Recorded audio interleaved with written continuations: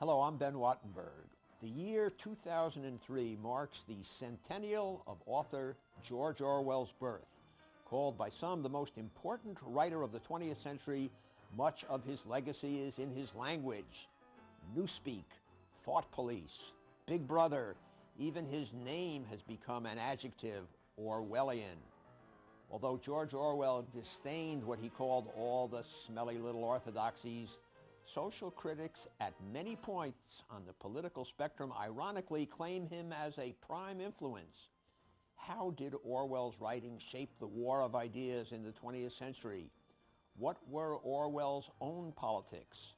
To find out more, Think Tank is joined by John Rodden, author of George Orwell, The Politics of Literary Reputation, and the forthcoming George Orwell, Scenes from an Afterlife, and Christopher Hitchens, columnist for The Nation and author of the forthcoming book, Orwell's Victory.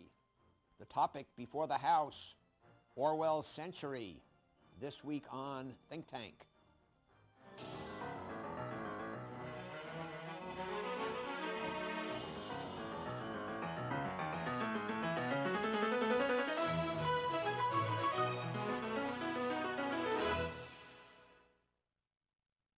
From the far ends of the British Empire to the heart of European conflict, from imperialism and fascism to socialism and communism, George Orwell's writing pierced intellectual hypocrisy wherever he found it. He was born Eric Arthur Blair in Bengal, India in 1903. After attending the elite English prep school Eton, he served for 5 years with the Indian Imperial Police in Burma. In 1936, Orwell joined the Spanish Civil War on the side of the socialist government forces. He was fighting the fascist insurgents led by Generalissimo Francisco Franco.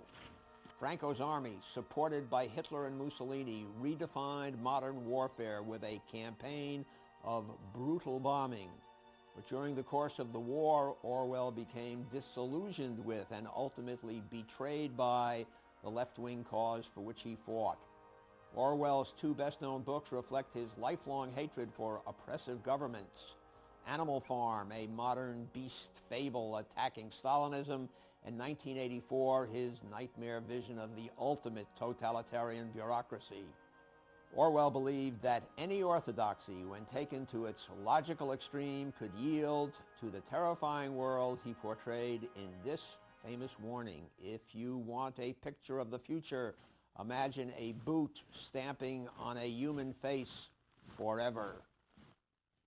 Gentlemen, John Rodden, Christopher Hitchens, thank you for joining us on Think Tank.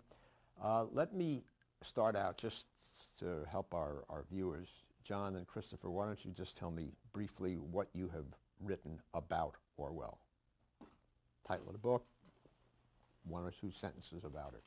I've written 3 books about Orwell, and the most recent deals with the politics of reputation. That is, the way in which Orwell has become a writer well worth stealing, as he once said of Dickens.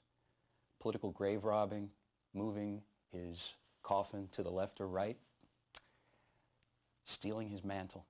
That's very much what intellectual debates have been about recently. He's every intellectual's big brother.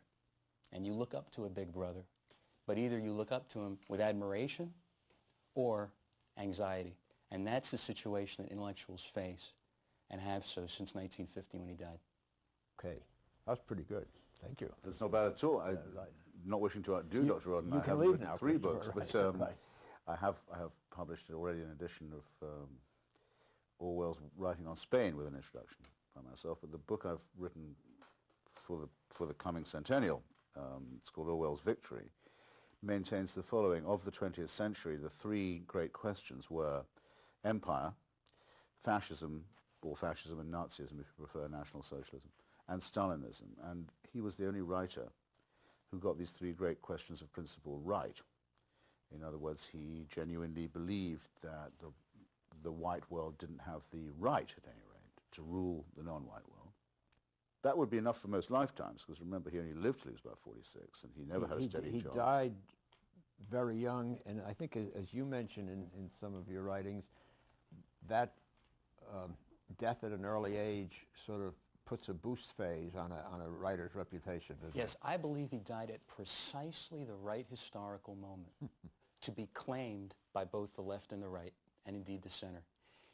He died in 1950, just before McCarthyism was on the scene. If he had lived even another 3 or 4 years, he would have had to take a position on that issue, and thereafter on controversial issues like the counterculture, Vietnam, and all the rest up to the present. And it would have been impossible for him to have maintained his high standing on both the left and the right, because it was a blank slate intellectuals could write on. Aha, well, I think now I can see the outline of a disagreement. Well, hold Not on. that we are necessarily looking for such a thing. No, we love disagreements here. Let me propose the following little outline for our discussion. Let's begin with a little bio of George Orwell. Let's go into what he believed, and then let us play that wonderful parlor game to which John alluded. What would Orwell have stood for today? So, Christopher, why don't you start the bio? You interrupt John, and let's just talk. Give us bare bones. Though he's thought of as quintessentially English, he's born in India, in Bengal. His father was involved in the opium trade, British colonial trade to sell opium to the Chinese. Orwell didn't like the family business particularly, later rebelled against it, was sent to a conventional education, didn't go to university, worth noticing. Instead joined the Burma police, chucked it up, probably because of his revulsion for colonial police time.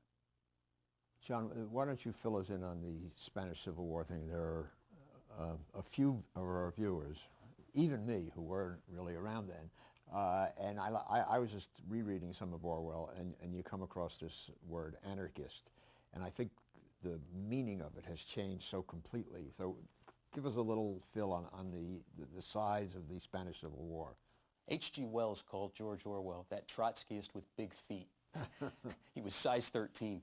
Orwell decided that despite his affiliations with some friends on the left who were Trotskyists, that he would join a militia in Spain that was independent left, unaffiliated, even though it had many Trotskyist members. Well, but the government at that time was a leftist government, is that right? Mm-hmm. And Heavily dependent on the Soviet Union. and they were called the Loyalists. Mm-hmm. And the anarchists were a subset of that? Yes, there were anarchists in the Spanish government, in the Loyalist government. The main brigade was the International Brigade, which was Stalinist. And Orwell actually had a recommendation from the chairman of the British Communist Party to go to Spain and affiliate with that brigade, but instead he decided he would join the independent leftists. When he was at the front, he got a bullet through his windpipe, almost died, spent several weeks in hospital. For 2 years, his voice was very weak. It only came back gradually, and yet he wrote from his deathbed in Spain, or excuse me, his hospital bed, "At last I have seen socialism."